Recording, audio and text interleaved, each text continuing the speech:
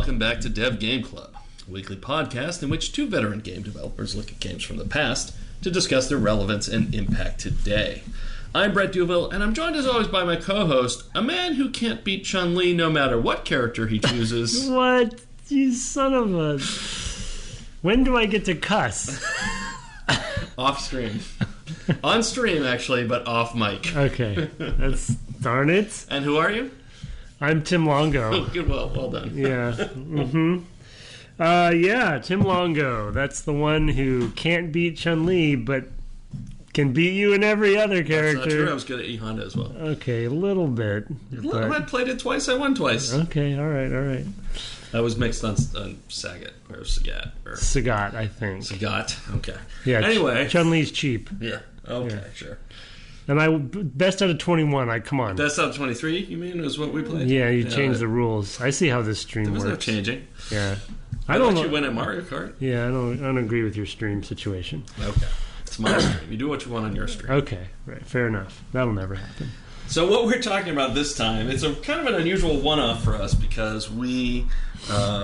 I'm in the Pacific Northwest. I don't have all my devices with me. I have a PC and PS3 because that's what I played Symphony of the Night. I wouldn't have brought that otherwise. Yeah.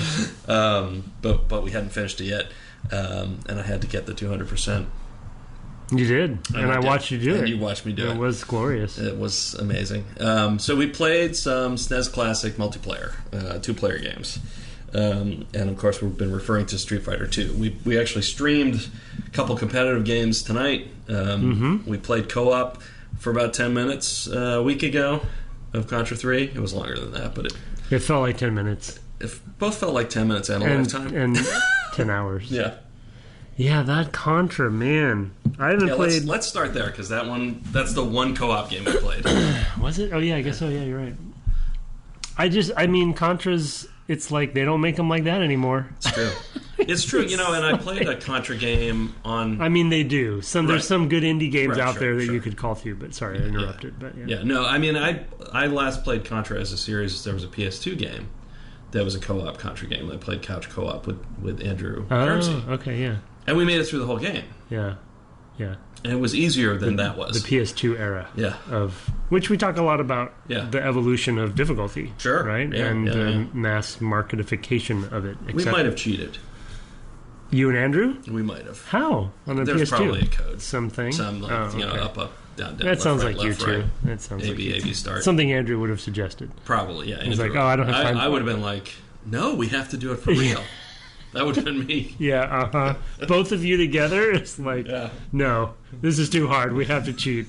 Andrew's like, I don't have time for this. We played so many different co-op games in that era. Anyway. Yeah, well, that was actually an interesting co-op era, to be honest. There was a lot of good stuff on the PS2. But, yeah, Contra 3, was it? Is the one we played? It's Contra 3. Yeah, I mean, it's just old school, punishing. You made it to the boss, once. Twice. I never made it twice, but I never made it to the boss. Yeah, it was it's bullet hell. I don't know. It's power-ups and it's memorization. I was going to say memorization is the biggest thing. It's remembering where everything is, and that's not your forte. No. Where are we right now? Well, you were like, which one did we play? It's already come up. Contra.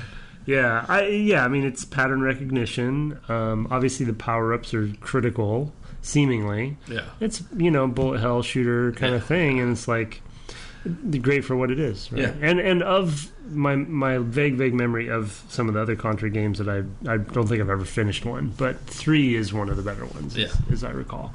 But it's an arcade beat 'em up. It's totally that. I mean, it's unapologetically that. Quarter based. Quarter eater. Yeah, for sure. I don't know, what is it, Streets of Rage or something that is, or Double Dragon. Yeah. Those sorts of things. Yeah. Even the later Super Mutant Ninja Turtles or the X-Men or whatever. Although those I think were a bit easier. Yeah, those are a lot more, I think, forgiving. They're more punch. Yeah, those are brawlers. Yeah. But I don't know. It's just a good reminder. It's just so reflexes. Yeah. It's like you gotta have those reflexes, and I don't have them anymore. So ended up being frustrated. I think those games are on that controller is a little bit challenging too. Yeah, you know what I mean. That's another thing. But we're just making excuses. The invention of the sticks was a big invention. Yeah. I mean, playing Castlevania and not having the sticks was really weird to me.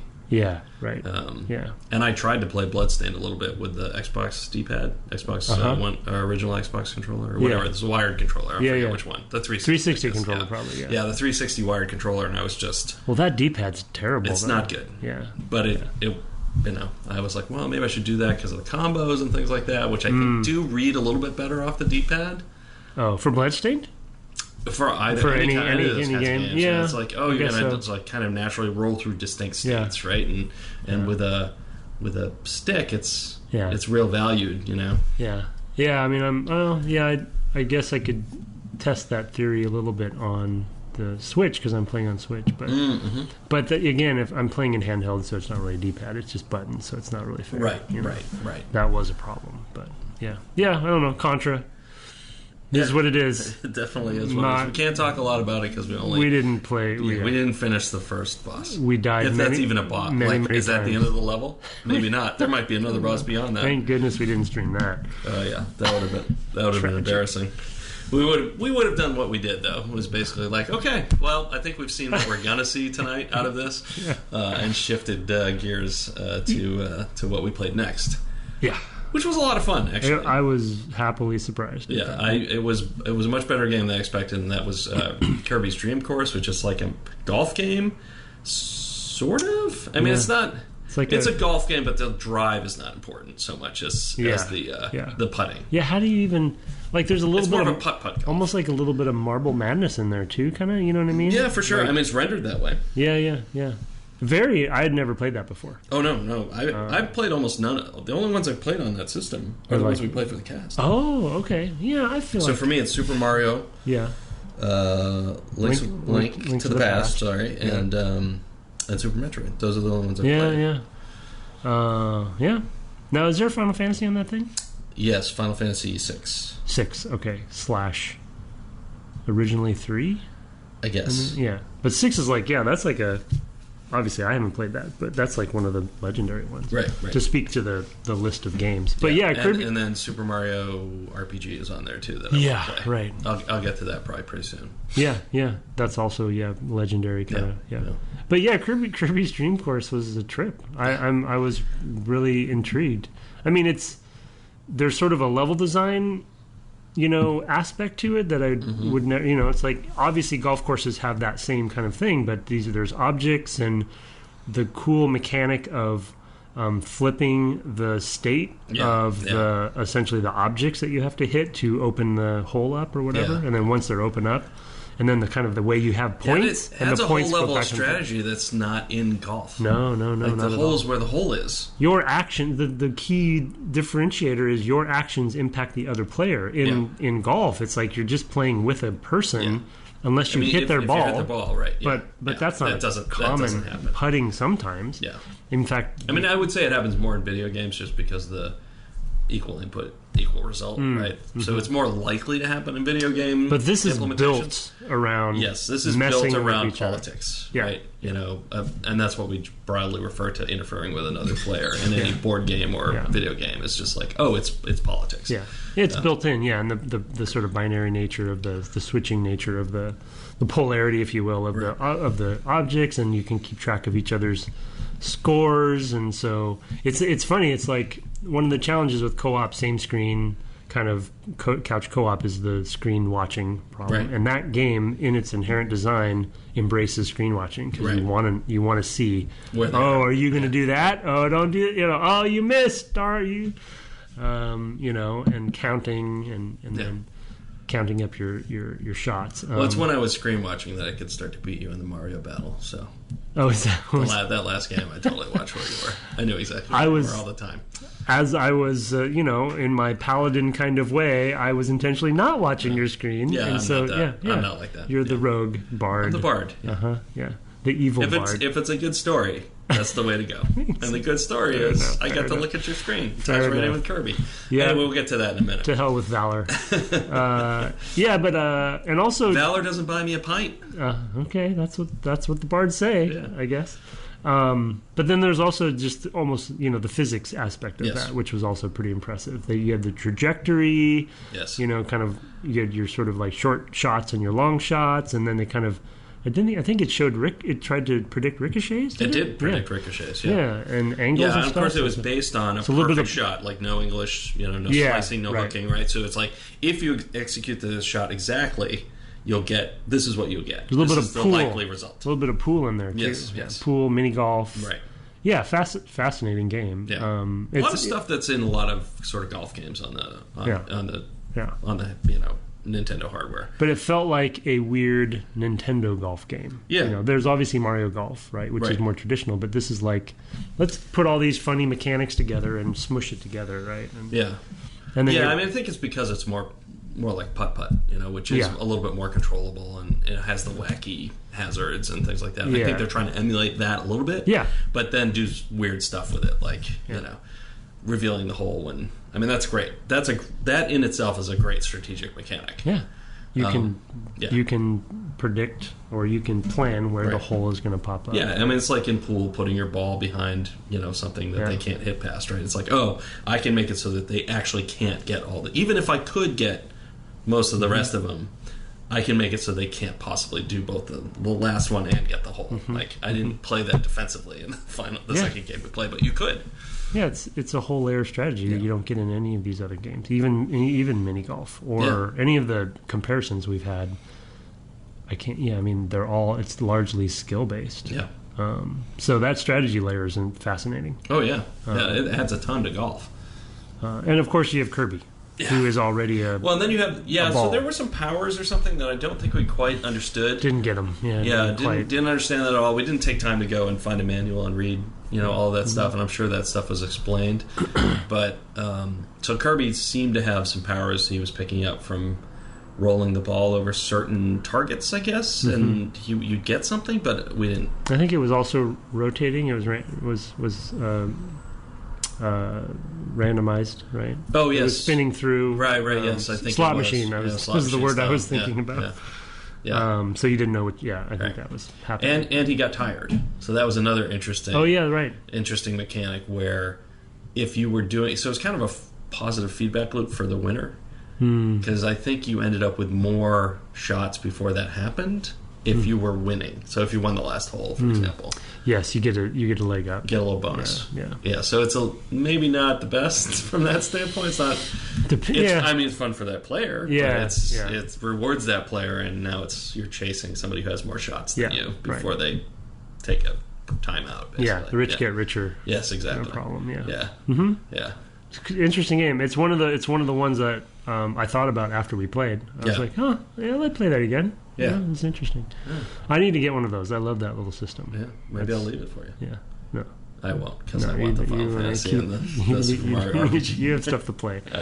I probably won't play Secret of Mana. I've been warned off. I don't know. That one hasn't aged well. There may be something else on there that we'd play for the cast, so it might be good for me to just have it. Like Final Fantasy VI. Happy to play a Super Mario RPG. Yeah, we can do that. It's supposed to be amazing. Is it? Yeah. I've never played any of the RPGs of Mario RPGs. So that's right. I bought you the 1,000-Year Door, and then you didn't play it. I never played it. Yeah. Who knows where that is? No idea. I still have my copy. Of course. Yeah. Of course I do, because that's me. So that was a super interesting game, and I also thought about it afterwards. That was one I definitely. Yeah, it's just weird. Yeah. Weird game. Yeah. And I just had never heard of it. I talked about it with my lead artist, and she knew that one, but she also said the other one that's on there, the 7 course. 7 something, I forget what it is. Oh yeah, I didn't. But there's another Kirby game on there, which is a bunch of mini games. Oh. But apparently 3 of them could be full games on their own. Oh really? They're that big. Wow. So it's like, oh well, in that case, we're going to take a look at that as well. It's like a Mario Party kind of thing. A little bit. It's not. There's no central thing that ties the different games together. It's just a bunch of. It's a bunch of individual games, challenges. So I forget what that one's called, but I just missed this whole. This whole era. I was on the Genesis side. Oh, you were Sega. So I swapped over. Oh, okay. Yeah, for whatever reason, I was Atari 2600. Yeah, we need to find a Sega game to play. NES, and then for whatever reason, maybe Sonic wooed me. I swapped over to Genesis for this era. Oh, for this era. And then I went back. And then you went back. Okay. Afterwards to the N64. Interesting. So it was a weird kind of... Well, really, once N64 came out, I was essentially... So it's your fault that Sega didn't stay around doing hardware. You didn't buy the Saturn, you didn't buy the Dreamcast. It was you. Well, actually, now we're totally off topic, but when around the time N64 came out, I was in the industry. I'd started at LucasArts, and I actually had gone kind of back to PC games.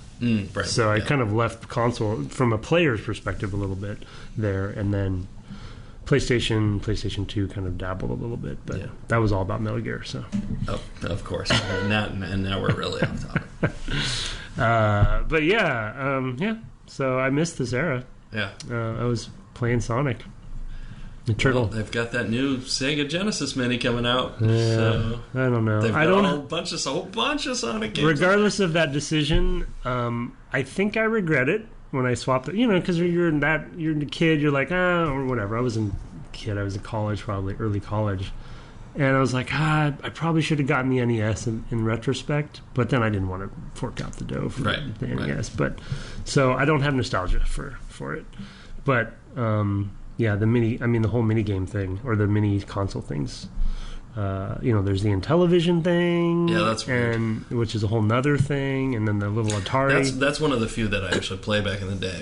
I played the Atari, I guess, 800, 400, 800, whatever. 2600? 2600. Yeah. Oh, the 800 was one that you could program. Yeah. So 2600 was the 2600 was the consumer. It was the Apple II with the top 12K, 16K, or whatever lopped off. whatever they did with that. Yeah, I played a lot of that. That was Yeah, I played a fair amount of that. I never owned one, but we had neighbors that had one.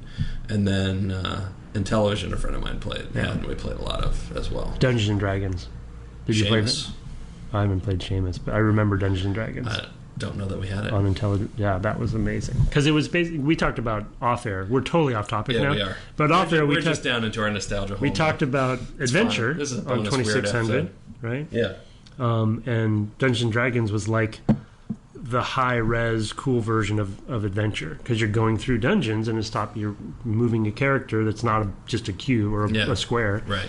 And so it was mind blowing. A square with an arrow, right? Square, once you pick the arrow up, So, but anyway, But there's also an Atari mini console coming out. Oh, there is. That kind of looks cool, but looks like kind of a shady proposition. So we'll see. They're trying to. They've had like all-in-one, 2600. Oh, lots of them. Yeah, there's been a ton of those. This one's supposed to have USB, I think, and like you're supposed to be able to the whole 9 yards. Add more games to it. And stuff, okay. I don't know. It sounds like a shady thing, but anyway. We digress. We have just completely. Let's get back on the course, as it were. Oh, well done, done. To the next stage. And take ourselves to the next stage. Nicely done. Okay. And talk about Street Fighter 2. Japan, Brazil. Street Fighter 2 Turbo Hyper Fighting. Is that the that's the actual name Street of that Fighter one? 2, Turbo Hyper. But we just played the regular. We didn't play Turbo. I don't know what didn't play Turbo. I don't know what the difference Turbo is. does. We won't. Yeah, we did the regular versus mode. We will not be able to talk deeply about this the Turbo experience. Thing's probably one. It's probably the story mode or whatever. It might not be the 2-player version, or it's just different settings. Because every time they re-release, right, they do different tunes and different moves, different characters. Yeah. But we're not. We've already talked about on the podcast. We're not fighting game. Well, and that's why we've never done one. Yeah, no, because we don't. I mean, we don't know the lineage. We don't know what characters stuck around. Yeah, the most what I know most about from fighting games. The most important things I've learned about fighting games have come from Street Fighter the movie and Mortal Kombat the movie. Okay. The movie series, really. Yeah. Well, that's pretty telling right there. I mean, this segment should be really interesting for people as we put our feet in our mouth and we fights Sub-Zero, in the forest. I mean, Scorpion. Excuse me. Oh, well, I get it right. Yeah, no. Don't mess up your only reference. Palette swaps. Yeah. So I can never tell which one's which. I mean, the thing about it for me is like, I highly respect fighting games. Oh yeah. And even just playing today, you're like, you can see the depth is all right there. It's like, holy cow, we accidentally did all sorts of things. And you're like, if you can get to the point where you can consistently do some of the stuff that we were doing, which you did with Chun-Li in some sort of cheesy way. Okay. Chun-Li is actually Japanese for cheesy, I believe. Oh, no. Take that back. Or Chinese, maybe. I think she's probably Chinese. She is Chinese. I think, you butchered that. I really have. It's a mess. Yes. Foot, mouth, something like that. That's one of the things that fighters can do, is that they can put their feet in their mouth without even using their hands. Stop. You're just digging the hole. It's just going deeper. So deep. But it's just almost like when two fools like us are playing this, you see all sorts of fun stuff happening, and you're like, "Oh, how did I do that? Yeah. Well, look at that! I just turned into a ball." Let me try to do that again. Yeah. So, but I think we've talked about this from time to time on other series, but that discovery of that nuance and the moves, right, and like the move set, and this is still, I think, in an era where a lot of that stuff wasn't heavily published, and so you're finding a lot of it out, right? It, yeah. And people on the street, because it was still an arcade thing. Yeah, a lot of it was still an arcade. You want people to plug the quarters in to figure things out. Yeah. So there's the mastering of it, right, and the discovery of it, which is, for fighting games, less the case these days. And so, and even on the stream, like, people were kind of thrown at us, like, hey, you can bounce off the wall, jump off the walls, and the diagonal, and all this stuff. And it's like easy for them to say. Yeah. Sure, maybe you can. Yeah. But it's just cool. It's just a good reminder, the classic one, and it's because this one is, the 2D classic. There's, the frame counting and just all of the sort of, like, you see the collision. We talked about this in terms of Symphony of the Night, right, versus Bloodstained. Right. The translation is so very different, and if we were ever to do fighting stuff, fighting game stuff, playing something like this, and then playing like Street Fighter 4 or something, right, which went 3D, or 5, or 5, and then seeing or the. It works every time. I never get tired of it. It's good. And I nod every time, like, good. You're learning. Perfect. Though you've never even played V, have you? No, I haven't got there. I was playing 4, and that's when I hurt myself. Oh, that's right. We've talked about this before. Yeah, we don't have to recover that. See, any chance I have to talk about Metal Gear, I will take it, and we will just keep going. So anyway, it was fun. You had no history with fighting games, though. No, only bits. Like I think I might have even purchased 4 when it came out, because I was at Crystal at the time, and everyone was playing it, and you get caught up in the sort of the FOMO of it, as they didn't say then, but they say now. And 4 is beautiful. Like, it's a really good looking, translation, and it was kind of a big deal because it went to 3D. Right. And it was like, can they make it as accurate? Because I can't imagine the collision, sort of challenges even, right? For like that, it's that one's, so Mortal Kombat went to Unreal, but I don't think 4 is on Unreal. 5 might be, but anyway, it's just but still 4 was eventually fairly well received, I believe, and so they were able to retain that, because the pros, as far as I understand, right, with the 2D versions, like, they know the frame. Oh, exactly. It's like it's down to these very precise. Yes. And so the to the point where there's discussions about hardware advantages, like if you have the right, for button response and things like that, you want the one that can do exactly. And I think somebody got caught at some point cheating because they had program buttons and things like that to do something that a button shouldn't be able to do or whatever, right? Because under the hood. Right. I don't know if that was specifically Street Fighter 2, but I know it was in a fighting game tournament that I heard about some of that shenanigans. Somebody had programmed their joy. I don't know, what are those things called? Fighting pad. Fighting pad. Yeah, fighting pad. Fighting stick. Yeah. To do something that you shouldn't have been able to do as a human. Yeah. Right. So they now have to the code supported it, but it just wasn't possible. God, I wonder how they check on that stuff for the tournaments and stuff. They have to think they have to take the things apart. Like, how else do you... something you plug it into to make sure there's nothing. Yeah. Anyway, it's just like, just the respect I have for developers who make fighting games, and there's a lot of lip service given to the sort of competitive shooters out there, and esports and in that regard, or MOBAs or even RTSs and things like that. But the purest form of competitive gameplay, seems to me, has always been fighting games. It's just that 1v1, and you see those legendary videos of Evo championships, people coming all the way back from having a thread of life left. And it's just like, and it even happened to us when we were playing on a very, very, very small level. It's like there's the comeback moments where it's like you can do that. Oh, it lends itself to all kinds of narratives, right? And that's one of the great things. I mean, I had played a few before.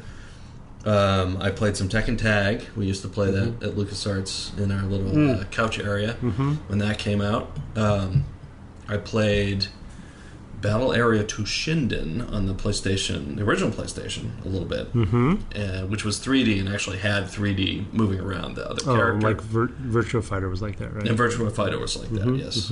Which I played just a tiny bit of. And then, what was the other one? Oh, Soul Calibur, which I also played back in the sort of PlayStation 1. I did play a little. Yeah, I mean, I dabbled in maybe. Soul Calibur I dabbled in. Various ones, but it's just I never stick with it. Yeah, and the thing is I get intimidated, right? Because I have so much respect for it, and I know if I devoted myself, it's kind of a little bit like Dark Souls in a way. It's like if I devoted the time, I know I could incrementally get better. I did this with actually StarCraft. I mean, if only you had the time. If only you didn't have to go into work every day. Well, I might not choose fighting games to be the thing that I go after, but you might chase some other white whale. So now we're on me. Okay, yeah. Always coming back to you. Yeah, that's right. Well, it's about, changing the energy in the fight and bringing it back to my side. Okay, yeah. There's bars above our head right now, and you're Chun-Liing me. But you can see the mastery. I know I could systematically improve, especially in some of the really good ones.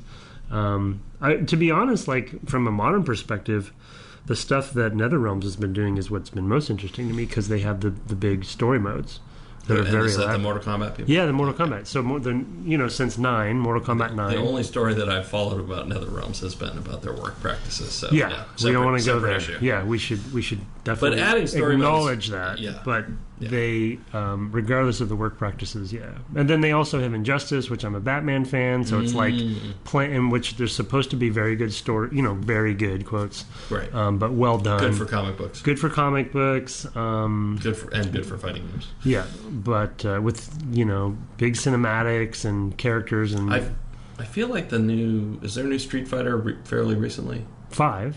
Yeah, that's maybe not the Mortal Kombat 11 came out.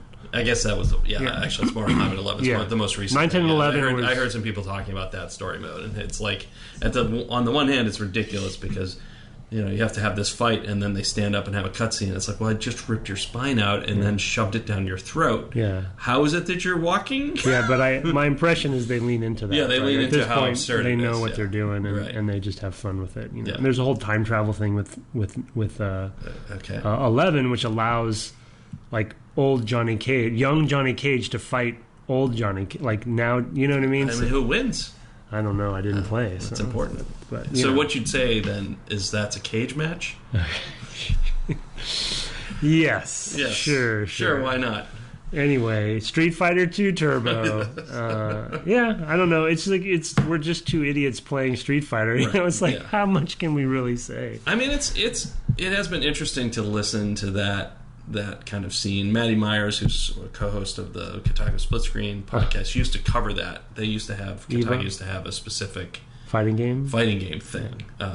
Compete, maybe, I think was what it was called. I don't know. But it's mostly about esports and competitive sports, and a lot of that is fighting games. Not entirely, but a lot of it. And she's a competitive Street Fighter player or whatever, or any of them. I guess she plays a number of them. And she'll talk about just literally spending time developing the muscle memory. Just literally doing the same things over and over and reps. over. Yeah, like reps. Yeah. Dozens, hundreds of times. Like, I'm just going to spend an hour doing this. Yeah, because you've got second nature. You want to do that Hadouken in a second nature kind of way where you're not even having to think about it. Well, and you need to get there to be able to think of it strategically rather than, just what I can manage to pull off with my thumbs moving. Button mash and survival.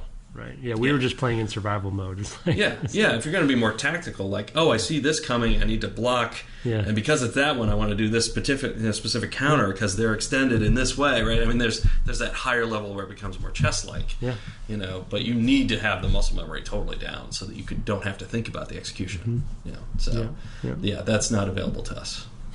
nor will it ever be.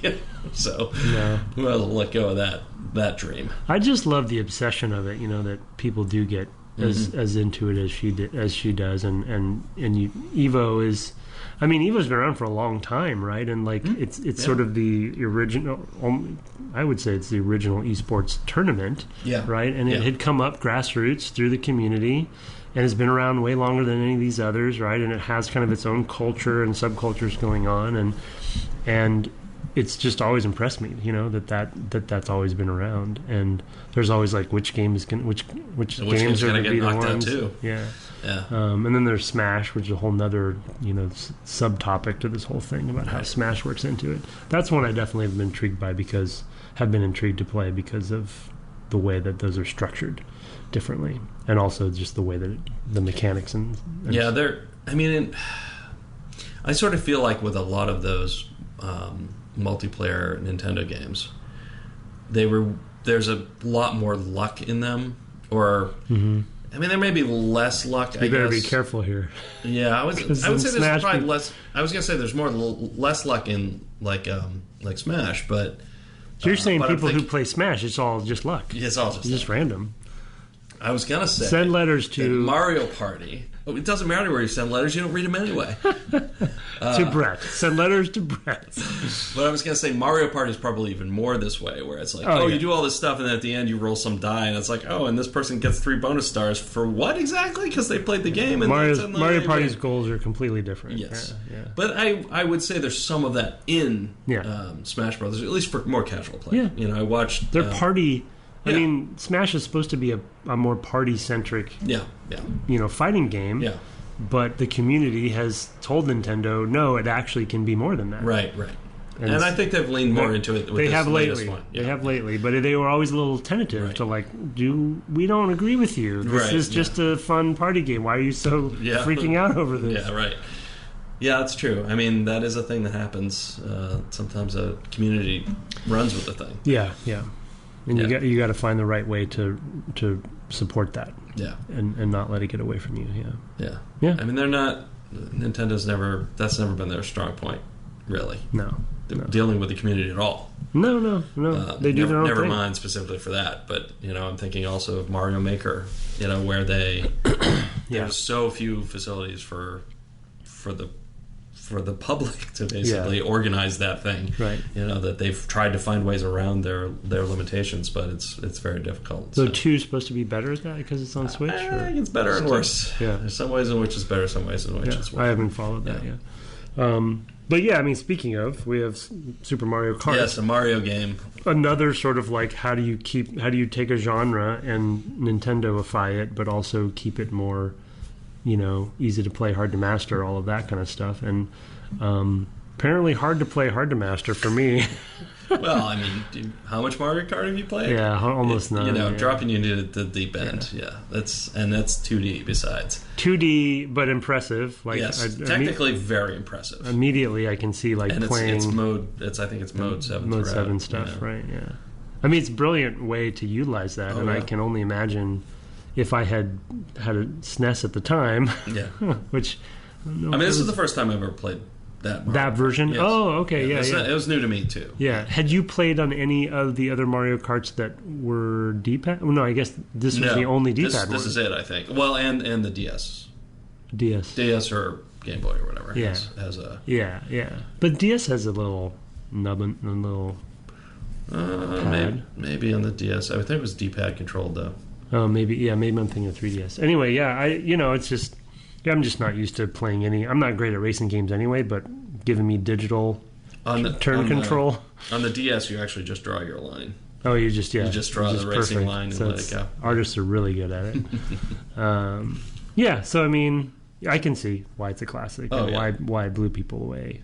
I just was terrible at it. And, I've played every 3D one. Yeah. At some point, maybe not for a lot of time, but I used to play a ton of Nintendo 64, also at LucasArts. Steve Ash, I remember you guys Chris playing Cly, myself played a ton. Yeah, I remember that. And Darren played too. He played Donkey Kong. That's still a beloved version that that people play.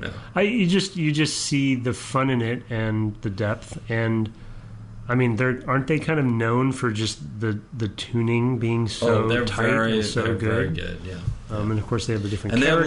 they have a lot of variety of technique as well. In that characters are one thing, but also different sorts of power slides. I mean, more in the 3D era, but just like you can drift. Yeah. If you do that long enough, you get these little speed ups, and like there's a lot of bonuses to be had there to improve your performance.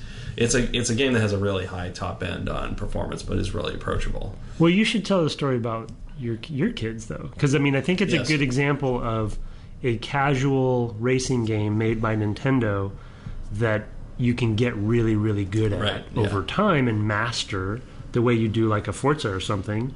But just playing Forza generally is hard, right? So you can at least play this, yes, and then it's just like the perfect example of easy to play, hard to master. Yeah, for sure. But now tell you. Yeah, so I originally played. So I had played a ton of the Nintendo 64 version, as I said, and and I got another story about that to tell you. But so I got Double Dash for the GameCube when my kids were little. My kids would have been 4 and 6, 5 and 7, or something like that.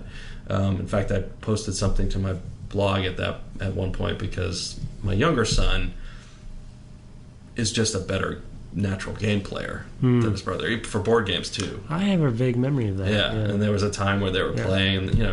There's only 2 years between them, but that's a lot between 6 and 8, or 7 and 9, or something like that. But anyway, so we played a ton of that. That was a game that I stayed up very late one night and like unlocked all the courses. I did all the different speeds, and I was very good at it as a result. And I would beat them. If I wanted to, I could beat them all the time. In fact, when we first started playing, they would always play the second character who rides on the back. So we'd play like effectively single player, but they'd control the pickups. But I was even saying, okay, throw the shell. I was just like directing traffic besides. Right? You were telling them. I was telling them what to do. No. Well, when you're playing with a 4-year-old, it's sure, 5-year-old, whatever. You want to win. Yeah. Because I just imagined that was Ash or Cly, out there in front of me. But anyway, I stayed up all night, beat all the courses, unlocked everything. And then cut forward to less than a year ago. I had Mario Kart 8 for the Switch, and I sat down and played. My parents were visiting, it was Thanksgiving, and my son Luke was like, why don't we play a little Mario Kart? I was like, okay. So we hooked up. We were using the parts of the controller, the little itty bitty versions of the Switch controllers. Just one hand, just Joy-Cons alone. Yeah, solo Joy-Cons with the things. That stuck on. Really? That's how he was. Yeah. Yeah. Yeah. We each had one of those. Yeah. Wow. And he demolished me. I mean, it was just not even close. Had he been playing? So he had continued playing them on the DS. In particular, and had played that to death. And he had played the DS so much because they could also play that competitively because it had network play over Wi-Fi, I guess, or short range, whatever. Who knows? I don't even remember. But yeah, he had just kept playing Mario Kart the whole intervening time, whereas I really hadn't played it at all. I played some with them on the DS because we all had DSs, and I played a little bit, but I played Mario Kart 8 and just was like, and my father was there watching and just looking and being like, shamed. What happened to you? He used to be such a good game player, and now look, he's just like, he's not even the one who's good at it. Travesty. Yeah. So he just kicked my behind. Well, yeah. I mean, playing Double Dash, I'm still really good. Like I can play against them, and I can still hold my own, but not. But the interesting thing about that, from kind of going back to the topic of how well tuned these games seem to be, if he was playing even on another platform, the DS, and kind of kept the skills up and kept the feel of it, that's not easy to keep across a semi-consistency where he feels like, I can go from the DS, which was like probably 5 or 6 or something, right? If you count numbers, No, I mean which as far one as Mario, whichever one in the series. Yeah. I'm just making numbers up. But then go straight to 8 and then still do a good job. I assume like Mario roughly plays very similar. Yeah, it has a lot of the same techniques. So if he picked up If you picked up Mario or Toad or something, is like knows what to do. Yeah. And the skills transfer over, and so that's also pretty impressive. We played the one on the Wii as well. I even bought the wheels. Oh, they yeah, put right. the Wiimotes into. I remember that, yeah. I found that impossible to do for myself. Yeah, not sensitive enough. No, it was very. Yeah, it was very touchy. Yeah. Yeah. So I didn't That's the casual. Exactly. player. That was like, oh, cool. You know, a piece of plastic you plug your Wiimote into, and, For little kids or something. Yeah. And they enjoyed that. We played that a bit. Yeah. But still, I had the edge then, and then. Yeah. Just apparently at some point I just entirely lost it. So Getting old. Getting old. My kid's showing me that I'm getting old. Yeah. Well, I was terrible at it at the 2D version, so yeah. But it's still impressive. It's a tough one. Game. And everyone on the stream was jumping in. I was like, Yeah. I wasn't even I forgot or didn't You even had the know. power-ups, yeah. Power-ups and so yeah. There's a lot about the casual nature of that they leaned into. For the rubber banding has been always kind of controversial, right? That you can be very close to winning, and then because you're in the lead, they're getting... Not only do they get to speed up the computer-controlled drivers, they also, the balancing factors, they get better pickups. Oh, really? Yeah, if you're in the front, you get bananas and green shells. If you're in the last place, you get blue shells and stars. Not entirely, but dynamic difficulty. There's a dynamic. The equivalent of Zelda slashing a bush and getting what you getting need, hard, getting what you need, versus what you versus some pre-planned thing. Yeah. Like basically Castlevania was basically everything's pre-planned in Super Castlevania. Yeah, but actually both of them. Yeah. They were.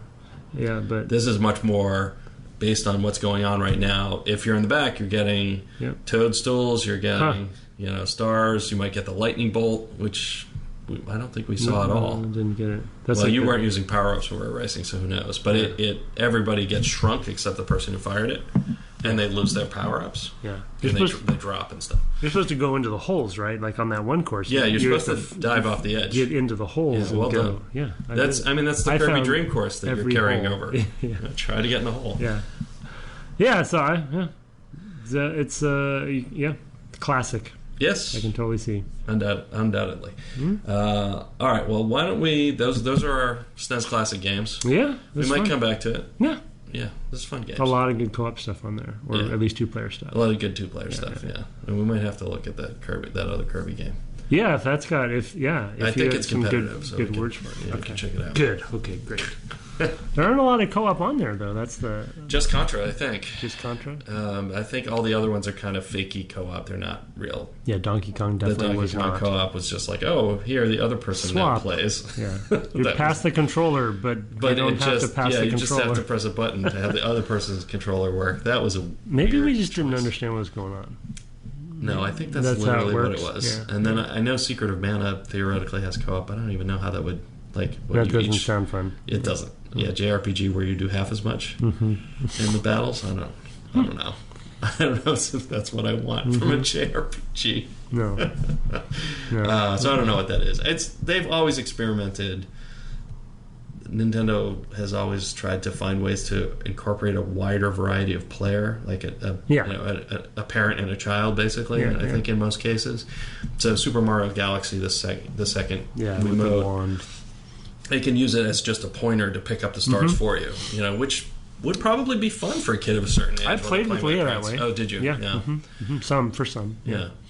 Yeah, I didn't. I mean, I think my kids had already kind of aged out of being interested in doing that with me, but yeah, I could see that with very young children for sure, and that's just a thing that I think they've always tried to do. So, yeah.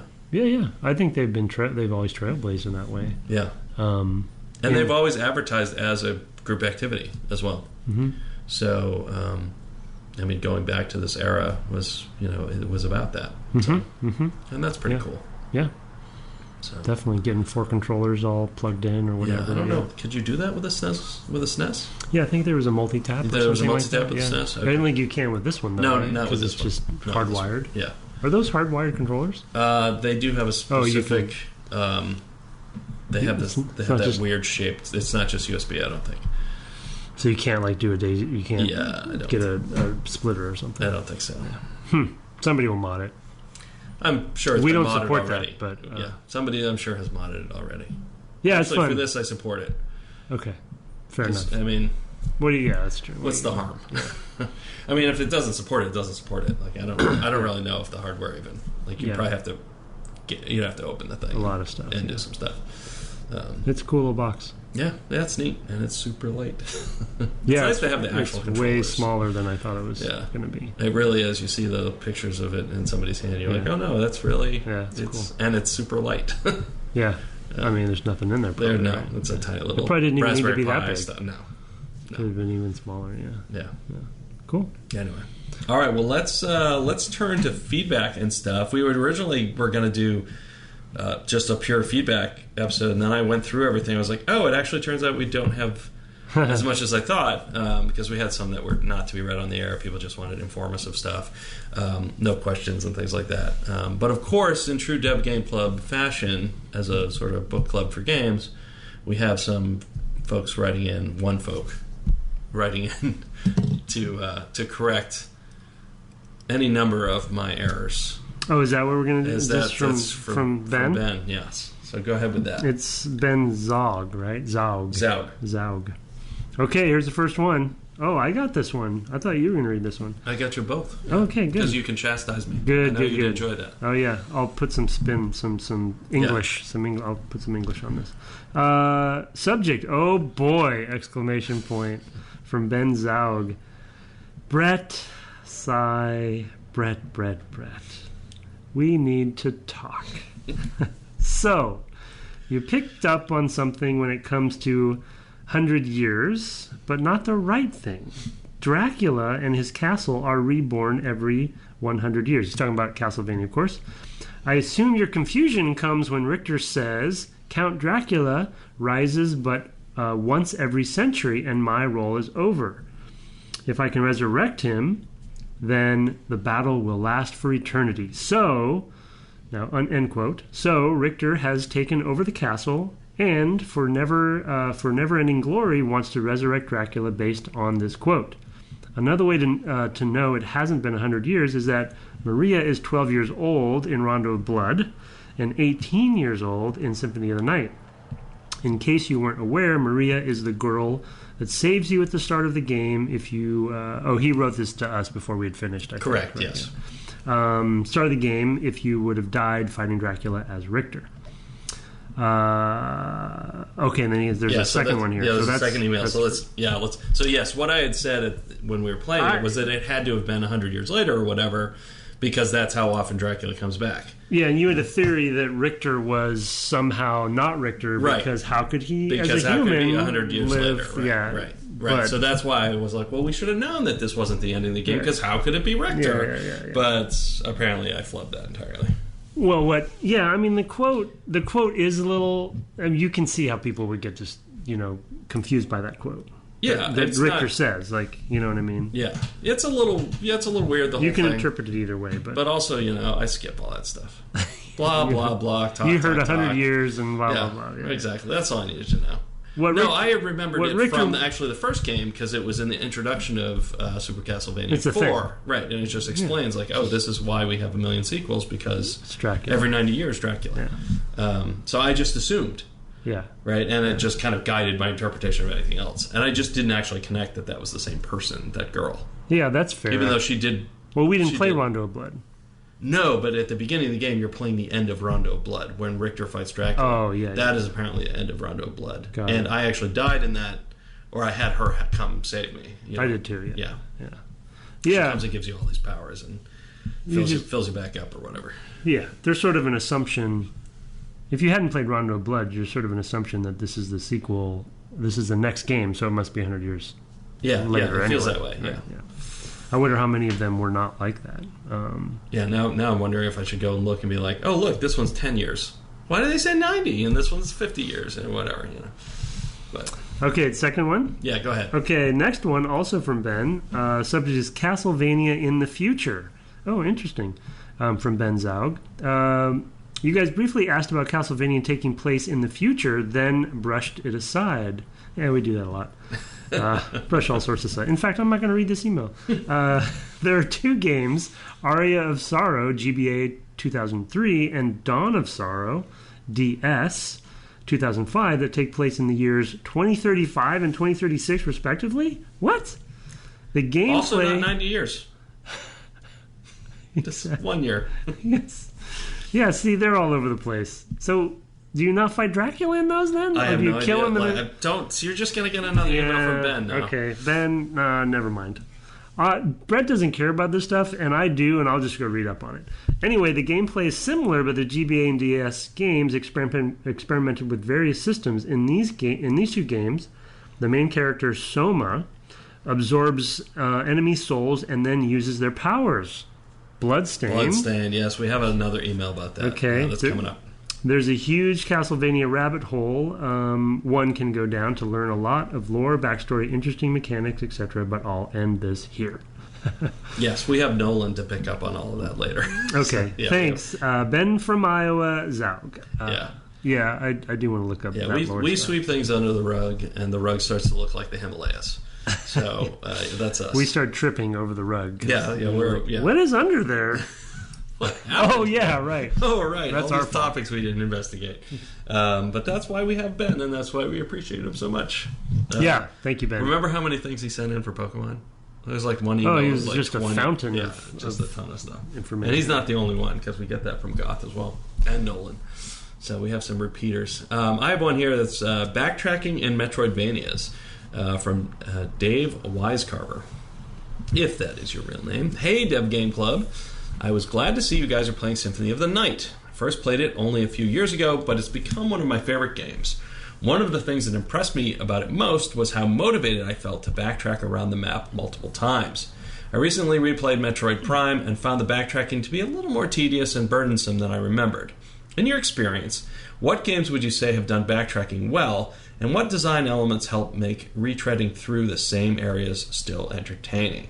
Dave from Seattle. Well, I mean, I have some. I have one immediate one that's go. fairly modern, but I'd like to think of some maybe older ones. I always thought that Arkham Asylum did a good job with that. Oh, yeah, sure. This is essentially a Metroidvania in most ways. In their case, I think... So what makes it that way? Yeah, that's what I was going to say. In their case, I guess two things, really. They do a pretty good job at sort of skill escalation or mechanics escalation, so you get more tools as you go, so you have more to do when you go back to them. Right. They really layer on the mechanical stuff. Yeah. Almost every hour or so you're getting a new thing. Right. Which is pretty standard. And every area, though, has opportunities to use those new things as well. Yeah, so they're doing both ends of it. The level design is really good in that, and there's a lot of hints and nooks and crannies and mechanical expansion there. But I think the other thing that I thought they did well that a lot of the older games, like Symphony of the Night, didn't do this very much, other than the Upside Down Castle, is when you return to areas after certain linear bottleneck points, the areas would change often quite a bit based on the enemies changing, or the story would change. Like Poison Ivy's in this area where she wasn't before, so all the enemies are different. So they actually mix things up quite a bit. So it's not just going back to uncover secrets, and they had a pretty good collectible system too. Yeah. So it's not just that; it's also you're going back and there's whole new things going on there. And Metroid, and that's why I was trying to think. Metroid doesn't do that very often. Well, I mean, so my thing I think would talk about Metroid a little bit more. They definitely don't do that all that much. Yeah. Because really, you're just getting the guns and the missiles. The thing that I like most about Castlevania Symphony of the Night in particular is just, it's always fun just to snack a candle off the wall or whatever. Like, I'm full up on hearts and I'm doing it anyway. Yeah, you're always I'm picking up money. I'm just always doing this stuff, even though I don't care about the money. I never spent any of it. I mean, a couple things, but it was more just like, oh, how does this whole thing work? But then I never did it again. So for me, it was just the pure arcade and mechanical, moment to moment, wonderful feel of that. Which I think Arkham also has. Like, it's really fun to be Batman in that game. Like, I felt like that. That was like, oh, this is a Batman game when I played Arkham. Asylum in particular. I felt like the second one was City. City is more open world. Yeah. It's the open world one, and actually, I thought the moving around was also still really good. But the world structure is But the lack different. of concentration of stuff made it a little bit more painful for me. So that, I think, was really there, and I think that's a lot harder to do in first person in Metroid Prime. Yeah, I agree with him on my vague memory of Metroid Prime. There's a lot of the essence was in that game, and it definitely felt Metroid, and they trailblazed in a lot of different ways in first person. But world structure wise and level design wise, I don't think it was its strong suit. Yeah. So when you retread spaces, I definitely remember coming into rooms and being like, I gotta fight these things again. That's the thing, is I think your point of Castlevania about it's just fun to be Alucard. But I don't think Metroid Prime's combat's that great. No. And when your fundamentals not in comparison, yeah. When your fundamentals aren't that great in comparison, then it's not something you're going to want to repeat. It's going to feel like a chore. So, and then he referenced Metroid Prime specifically. That. So I don't know. That's my guess. Yeah. That's the thing. I've been very tempted to go play 2 again, because I have that one. I got to the final boss and never finished the final boss, and it has eaten at me for whatever 12 years, 13 years. Oh, I remember you telling me that. Yeah, I just didn't go back and find enough missiles. Yeah. So I got to the end, and I'm just not quite enough. Like, if my skills were good enough, that would be one thing. They're just not. And certainly now I cannot play that save. And that was another thing. Is I got to that, I had to take a break for whatever reason. That might have been around when I was moving to Maryland, and having upheaval. So I just got to the end, and I even tried to go back, and I was like, oh, I have nowhere to go to get my skills back up. Would have to start over, period. Yeah. And I tried a few times. I'm like, no, I can't fight this gigantic tentacle monster from beyond. So I guess I'm done. No. Yeah. I don't. But maybe I'll stream it. It'd be fun. Yeah. The GameCube's hooked up. Yeah. Get back to it. The community will force you to finish. Yeah. No trophies though. I know. It's a bummer. I hate it. Well, speaking of trophies, I think another thing, depending on the kind of player you are, that drives that fun for retraversal is completionist, right? Right. I can just getting everything right, and I don't know if Metroid Prime shows you that, like a pure percentage. I don't remember. I think you know how many missiles there are, or you guess. You might be wrong. Return of Samus, like I've said before on the cast, like the UX in that game is quite good from a telegraphing perspective and just messaging what you've done and so percentages are very clear where you need to go. Bring your 3DS over here. Oh, dude, I will totally do that. Yeah. I think you would love that game. There's like several games on that you have that I think I would love. Yeah, I'm not playing it. I'll just give it to you. You take it with you. All right. Well, yeah. I can take it back. And I have a bunch of stuff on there digitally. So. I know. I think it's. I loved it. I'll erase all your saves. I loved it. Just make a new save, please. No, I loved it because I think to his point, like the level design, marries well with the collectible system and the combat. It's 2.5D, but it's basically 2D, right? So the combat is fun enough. They added. You may or may not know they added in kind of a. It's not really melee, but it's like a parry. Kind of thing. So most enemies have like a telegraph where they'll charge at you, and then you can do a quick reaction and then like stun them and then shoot them. Oh, okay. So it's like a good like combo. Technically a combo. Yes. Actually, in this case, it is. Thank you. Okay, it is a combo. Darn you. So it's a good like. Literally every time we say that, now we stop and think, oh my god, were you allowed to say this? 23 years, I now have to rethink that. Good. It's good. It's probably a good thing. We should evolve. We should learn. Don't get set in our ways. Yeah. Learn something every day. But it makes that the combat's just kind of fun to do. Right. So I don't mind going back through because it's always. Right. It's always dynamic and frenetic is the word I was looking for. Yeah. Yeah. No, I think those are things. I mean, that's a thing with Dark Souls, which has a ton. It's not a Metroidvania, but it has a ton of retreading. Yeah. Right. That I just never got tired of it. I mean, I always felt the danger. Super deep. Like I could lose at any enemy. Yeah. So I was super focused all the time, and being focused is a big part of that. Knowing that you had to perform, at a high level in order to get through areas was and I'd kick myself like, I let my concentration lapse, and I just didn't do the thing. Yeah. Right? I didn't block the thing, or I didn't step aside for the thing, or whatever it was, or for Demon Souls in my case. That's their bread and butter. That is right, and that's a game where you do retread so much of the world so many times, especially if you mess up. Yeah, because you have to learn by failure as well. Yeah. Right? You don't know that this enemy can do this until you got them to the second, phase of their attacks or whatever, and then for the big ones or the bosses and things especially. But even some of the kind of fodder, they're dangerous. They're all dangerous, and you really need to pay attention. That's what that game's about. Focus. Yeah. The other one that's more recent that I'll mention, that is built in the retreading is built in because it's got roguelike elements, is Dead Cells.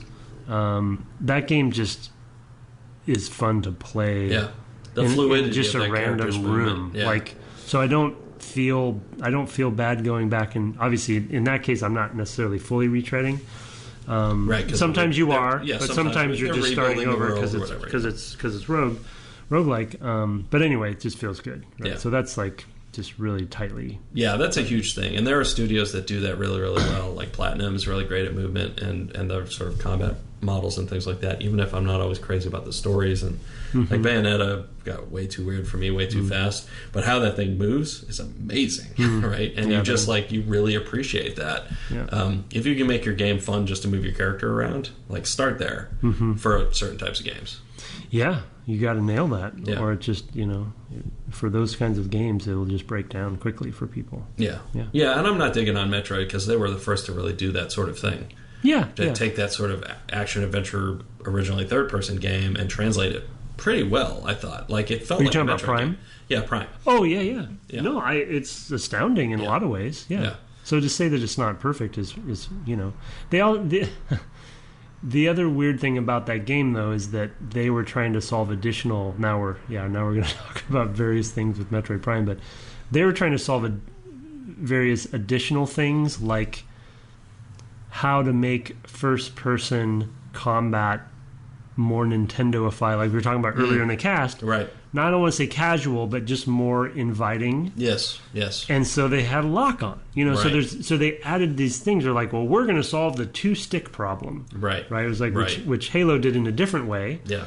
And they're like, we're doing it in this way. And they did for that game. Yeah. It just took some of the wind, I think, out of the two-stick. Right. But there's certain people that just can't play two-stick. Yes. So I don't know. They just a different challenge, a different goal. Yeah. Maybe. But, I never saw so much of Skyrim ceilings as when I played with my girlfriend. I know. That's always the case. Yeah. My dad's the same way, right? Yeah. It's just a different. It's inherent. My dad played some of Twilight Princess, I guess, on the Wii. I bought my folks a Wii a long time ago, and then when I finished a bunch of Wii games, I just gave them all to my dad. Just throwing them right in the deep including end. Tomb Raider Anniversary Edition. Oh, and he's like, I went to the tutorial level, I just couldn't do it. The tutorial level, the Croft Manor. I was like, I don't think that's what you think it is. I think I emailed you about that at the time. I don't remember. Yeah, because I was like, my dad's trying the Manor. I don't think I played that. So what's that about? And you were like, yeah, that's actually like super hard, super challenging. It's for people who were masters. It's a challenge area. Right. Like a score attack or something. Exactly. I don't remember. Yeah, I don't remember the specifics, but because I hadn't played it at all, and he's like, "Well, it's really hard," and I was like, "Really? I'm surprised. Maybe just start a new game." Yeah. There's a specific kind of bug that with the AI that we in the Wii translation of that game that we ended up punting and not fixing that made that game harder than it should. Oh, really? Because the AI would get too close. We're off topic, but the AI would get too close to the player's pill. And interpenetrate, and so with the Wii version, you could discreetly aim because you had the Wii remote, right? You just point. But they were within your. You're too close. You're too close, and so you were hitting them, but they weren't taking damage. So with certain things like bats and things, it would get. So you had to kill them before they got to you. Oh, so I did not know that. Yeah, a little insider. Oh, there you go. Yeah, I'll tell my dad it's not his fault. Yeah, not on the bats. Not on the bats. Anyway, everything else. All right, you have, I think, the final email. Okay. Yeah, I gave you a couple emails tonight. Okay, final email. Egavania, Game Club Thoughts is the subject. From Nolan Filter? Yeah. Nolan Filter. That's a Reverend Q he was on tonight. Oh, okay. He was the quick. That is his real name. Yeah. Okay. He's got no filter. Okay, that's good. It's his parents. It's his? Yeah, that's his name. Nolan Filter. Nolan Filter. Yeah, all right. Good for them. Go for it, I say. Hey, Brett and Tim. I replayed Castlevania Symphony of the Night and played for the first time Castlevania 4 and Bloodstained along with a cast. Yay! This is Q? Is that what you said? Q, yeah, cool. Thanks. I love it that people do that still. It seems hard. Though I didn't previously consider myself a Castlevania fanboy, it turns out I have a lot of love for the series. Uneven as it may be, Castlevania 64. I've heard legendary stories about that. I have a particular fondness for the 3 Nintendo DS titles: Dawn of Sorrow, Portrait of Ruin, and Order of Ecclesia. Ecclesiastes. Okay, yep. Right. They were beautiful, sprawling adventures in the style of Symphony of the Night. Were critically acclaimed for their mechanical twists on the series and sold reasonably well. It's a shame that Nintendo hasn't established a way to emulate DS games on later systems, and that Konami hasn't invested resources in making this trio of console-locked mini masterpieces. During Dev Game Club's Igavania Mania, all I could think of was the triumphs of Dawn of Sorrow, perhaps the best Castlevania game of all time. Wow. The shard system in Bloodstained, here it is inspired by the soul system in Dawn of Sorrow and the GBA's predecessor, Aria of Sorrow, which adds an almost Pokemon-like metagame to the already compelling Metroidvania castle progression. It also works because the Castlevania's liberal reuse of enemies from game to game, especially ones based on classic gothic horror stories, to create recognizable creatures who can join you on your journey. That is to say, familiars. Plus, it takes place in the near future, which opens up exciting possibilities lore-wise. I highly recommend anyone track down a copy of the DS if they're all at all interested in the best that Castlevania has to offer. Thanks for the cast and helping me identify yet even more nostalgia I carry in my heart, like the souls of so many horrific nightmare beasts. Nolan Filter in New York, Irreverent Q in the chat. You can stake those if they're in your heart. That's how that works, right? So that's interesting because there's a lot of that in Bloodstained of like getting basically different beasts that you can pull out. Like you could, you had a handful of relics or whatever in Castlevania Symphony of the Night, but I definitely noticed that I was getting more of those. Didn't use a single one in Bloodstained. But that was more just a time thing. I hadn't had a chance we didn't play enough. Explore that very much. But I mean, you can. It's like you said with Pokemon. It's you can grind, right? Yeah. It's like, I don't have the. I mentioned to you. You want to grind for the shards anyway because you want to power things, right? Exactly. Or a specific one, like Giant Bomb was talking about it because they seem to be at least initially fans of the game, and it's like, I want the specific arrow one. So it's like you're going to go to the archer and farm the archers until you get that one right unlocked, and then the way you upgrade the shards, I think the ones I upgraded, I actually had to find other materials that relate to the crafting system. Oh, interesting. So and then you get to like level 4, and then you have to find a harder to find craft. Oh, see, I didn't get even that far. Yeah. So there's even layers of depth there. So to his point with the Pokemon reference, it's like you're leveling these things up with all these different and making choices basically gates. So that you could that's interesting. And I need rubies because I want to get I think the fire one which I use. I don't think I can upgrade until I find rubies. So I was like, okay. Yeah, see, I wonder if that would be an interesting way to take the Pokemon series. To take it so that instead of just you winning battles, but to be like, I've beaten a ton of grass types, so I get something that's good against grass types or whatever. So you want to like customize your Gothic Chocobo's going to write in and say, in number what? Exactly. Somebody's going to tell us how they've done that, right? Yeah. I mean, you can do that sort of with the HMs, I guess they were, or whatever they were. No, but I know what you mean. It's like or TMs, whatever it was. Yeah. I mean, basically the ones you could just put on it. But it'd be kind of interesting to choose. Well, it'll add. I mean, I know there's evolution stuff in Pokemon's too, so there's like this whole this whole thing. But clearly the stuff progresses. Some of those subsystems have progressed quite a bit when we played Let's Go Pokemon, Pikachu and Eevee. They definitely expose a lot of that stuff, and there's some of that extra leveling up. But I think the cool thing about that which is similar to the shards, is you have a lot more choice on how you're going to level stuff up. Right. Rather than just, okay, I need to level this thing up, so let's just go fight with it. It's like, oh, I got all these... That's why you have a good material system like that, is you have a bunch of materials, and you choose what to do with the materials, rather than, oh, I can only level this Pokemon up if I go fight with this Pokemon. Right. It's like, no, what if I want to fight with these other things? And that's why people don't like the crafting systems that are bolted on, because it's like, oh, this is just a step, to make more bullets or whatever. Just give me the bullets. You cussed this time. I did. For the record, it wasn't me you opened the door that I remember. Maybe I did earlier and I forgot, but I don't think you did. Huzzah! Yeah, huzzah. Yay. They turned it right back on me. Yep. I'll beat me out, though. I'll make the effort. It's you. I just want people to think worse of you. Erase them. They won't even hear this. Yeah. Darn it, you have too much power. So awesome. Thank you for playing along. That's cool. And Giant Bomb also did mention some of those systems coming from some of those specific some of the other games. Yeah, it is a bummer that those aren't available. Yeah, I feel like, well, it's Konami, so F Konami, but I mean, maybe the collector's edition that at least I got on the Switch is a sign that they're going to start doing more of that. They really should. I mean, I don't know how to do it, though, right? It's like, I mean, he said that's the best one, didn't he? He said, he said Dawn of Sorrow he thought was the best one. Dawn of Sorrow. Yeah. I mean, it's worth maybe... So, I wonder if it's I have the Virtual Console. Two GBA ones. Well, maybe it'll come that way. Yeah, because you can get some of that stuff on 3DS. Right. Yeah. Right. They have weird rules, though. Nintendo is super all over the place with how Virtual Console works in those. I mean, I'm sure it's all licensing deals, right? I mean, yeah, maybe. Right. I mean, but some of it is their own. No, my point is some of it's their own games. Yeah, I mean, like that's for instance, but then they have to emulate it.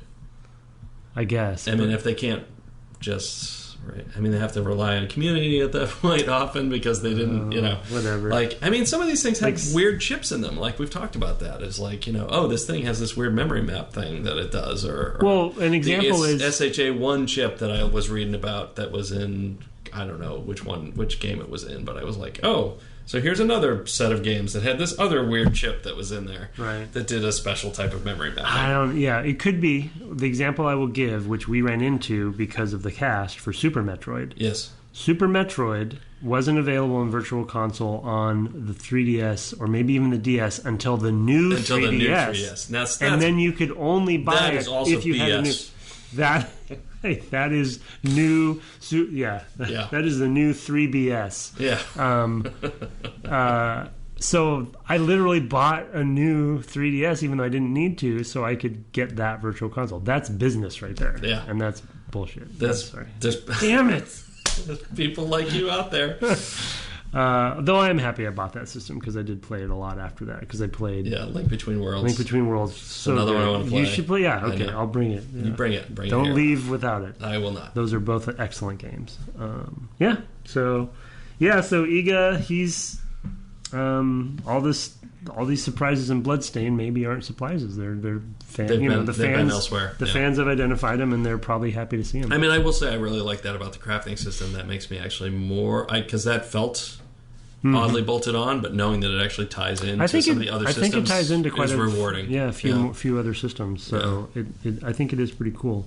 And there's even like the food stuff. Like even there's levels to that too, right? So you can make kind of like WoW or something. Like you can make. To make a pizza, you need to make the dough make this and the sauce. But you also can make a regular pizza, or you can make a pepperoni pizza, so that you can go get the pepperoni.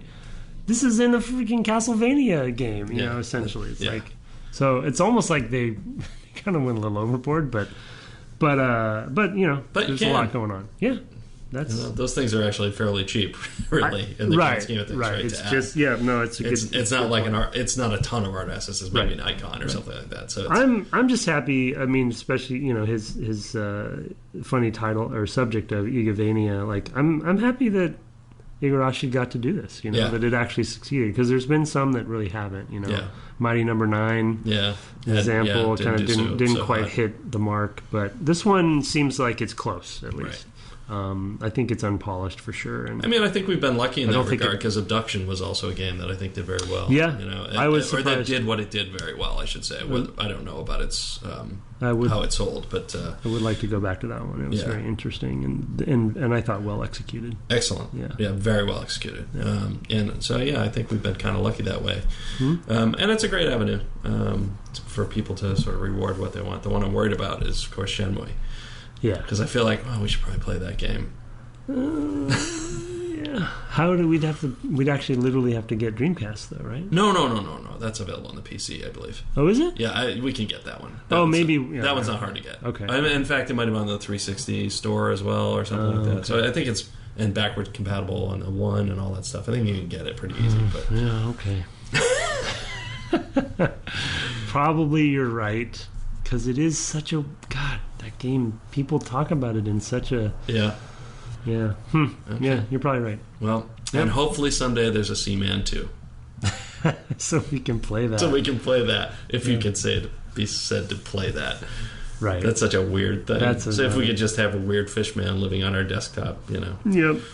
That's, when we hit some experimental games or something. Okay, Dagon. I'll move on now. Wow. Weird fishman. Yeah, there you go. Good reference. Thank you. Thanks for the email. Those were sent, of course, to devgameclub@gmail.com. And, I think that's it for tonight. We should probably talk about what we're playing next. And that is... Doom. I mean, there's some obvious reasons you can probably guess. The Anniversary Collection just came out and is available various places. We think that Bethesda took out that silly login thing. Yeah. I don't know if that's they were going to patch that out. Yeah. Romero just had his extra chapter called Sigil that just came out. Doom Eternal is imminent as well, so there's a bit of a Doom convergence happening right now, so it felt appropriate, and that's one of the classic shooters we haven't played. Yeah. Shooter-wise, we played, Half-Life 2? Yeah. Half-Life. Sorry, and then a bonus episode. What else? We played System Shock, too. System Shock, in the ballpark. Shootery. Deus Ex, but not really. Yeah, still. But like traditional shooters, why am I blanking? I feel like we played something else. Super traditional ones. Here, I can. No, it's okay. But anyway, we gotta. Yeah, we gotta play Doom. Granddaddy, absolutely. Gotta play Doom. Yeah, we need to do that. Do we tag things by genre at all? No, but I mean, what we played is not super long. Yeah, I just have a list of things we've played. Look at that great logo. Yeah, who made that? Who made that? Thief. Oh, it's Dark Forces. Oh, Dark Forces. Yeah, that's straight up. That might, and Ultima. So we have a lot of the ones that are like the other thing too. Yeah. So So it's time. Doom. It seems like a good. It's overdue. Really. So it's definitely overdue. Probably should have played it sooner. Eternal comes out in the fall.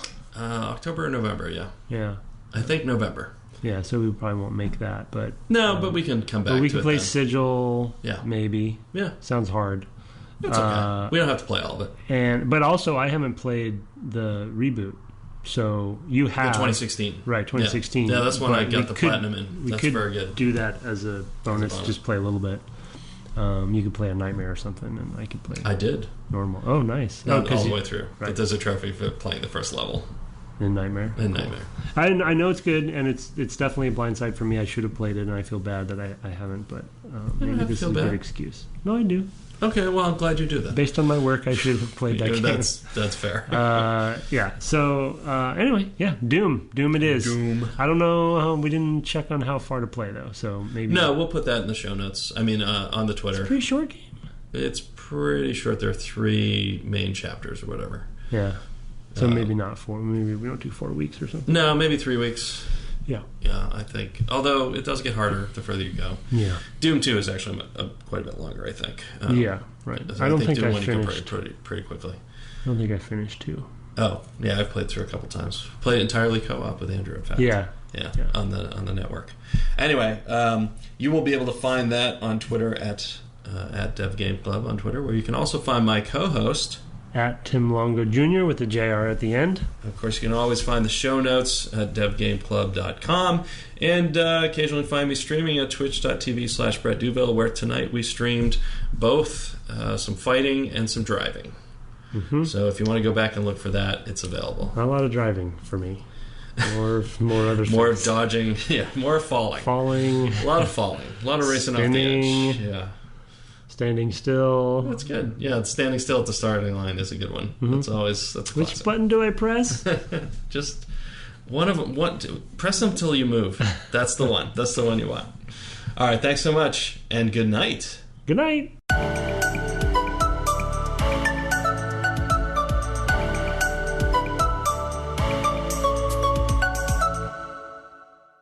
Don't call you ready. Don't call you late for dinner. You can call me Al. You can call me crazy. I'll get diamonds on the soles of my shoes. Good. Well done. Okay.